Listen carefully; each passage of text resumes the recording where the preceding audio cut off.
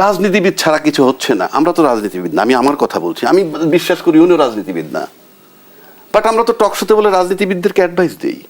তার মানে কি উই হ্যাভ দ্য রাইট? অথবা আমরা বুঝি, কথার কথা বলছি। আমি যদি মনে করতাম আমার রাইট নেই কিংবা বুঝি না, তাহলে তুমি এখানে আসতাম না। কাজেই রাজনীতিবিদ নই, আর রাজনীতিবিদদের যদি আমরা উপদেশ দিয়ে থাকি, কাজে যারা করতেছে কাজটা তারা যে পারবে না তারও কোনো গ্যারান্টি নেই, তারা পারতেও পারে। বাট ইউনূস সাহেব রাজনীতিবিদ না, তার দলও রাজনীতিবিদ না, মানে দল বলতে তার যারা কর্মকাণ্ড একদম পিওরলি রাজনীতিবিদ না। কিন্তু এখানে আসলো কিভাবে? এখানে আসলো কিভাবে? এটার দায়টা কার? এখানে আসার আগে তো রাজনীতিবিদ ক্ষমতায় ছিল।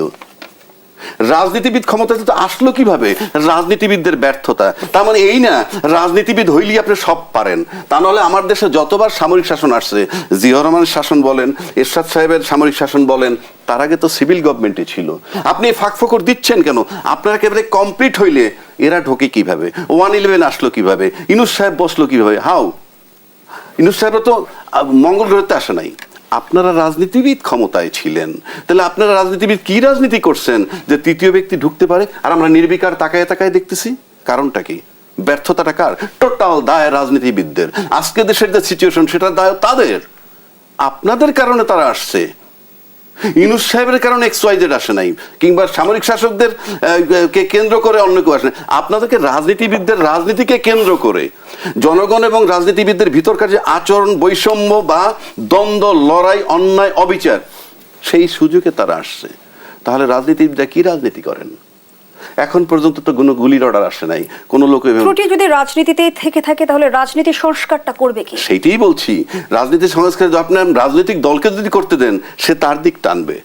এমন একটা লোককে দিতে হবে যে এটা করতেছে, আমাদের কোঅপারেট করতে হবে। যেমন এই বাংলাদেশের প্রথম একটা সরকার আমি দেখলাম, যেই সরকারটা একটা সিভিল গভর্নমেন্টের সরানোর পরে একটা পিওর সিভিল গভর্নমেন্ট দায়িত্ব নিছে। Pure civil.